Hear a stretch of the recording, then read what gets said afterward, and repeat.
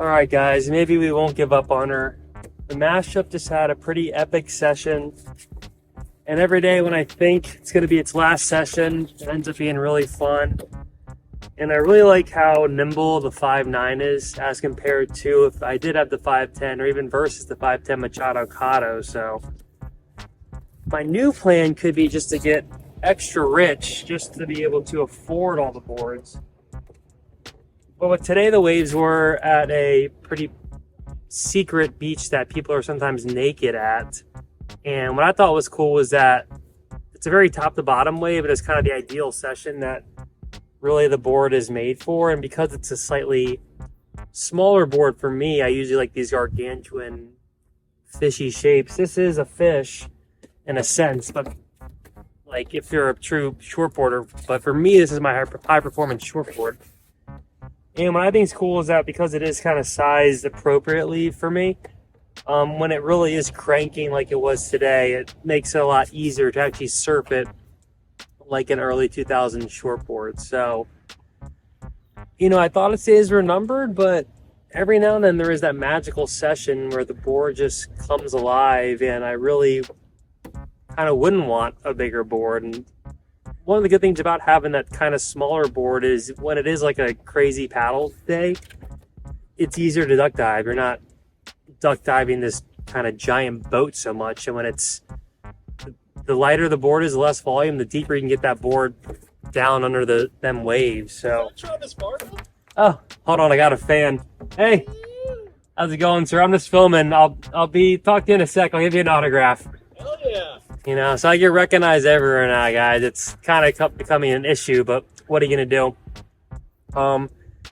Yeah. So I thought its days were numbered like the Twinsman, but who knows? Maybe the new plan is just make a bunch of more money and then just buy more boards and then have them the quiver be a little more dedicated to sessions as opposed to like this overlapping Venn diagram.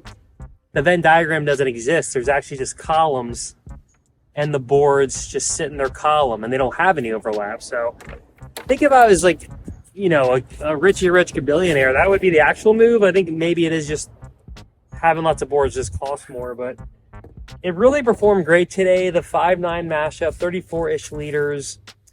Today was like the perfect board I wanted.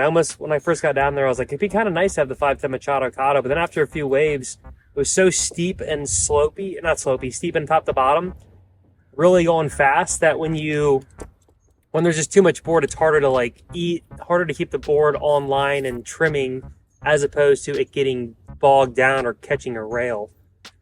So I had a few moments today where like I definitely probably would have definitely fell in the two fish. But this thing like held nice, and it's because it's so light and nimble, it wasn't going nowhere. So today the mashup delivered. So who knows? And we had the NVS comps in here. My favorite thruster type dilly fins, and these are the mediums. So for me, they're like kind of right on the border of not being too small, but they're just kind of perfect. And I just like the extra bit of flickiness you can get with them. So really like them, and you can't ever go wrong with the NVS kind of material. It's bulletproof, and these fins I've had for a while. There's not even like a nick or scratch on them, so that's really awesome. So mashup, Dan Man, Machado, it could be back on. We'll see. The saga continues, so make sure you stick around to see what I end up doing, but who even knows. So thanks for watching. If you want to watch the full mashup review, you can click right there. Till next time, we out of here. Peace. Give it a click. I gotta go say hey to my fans too.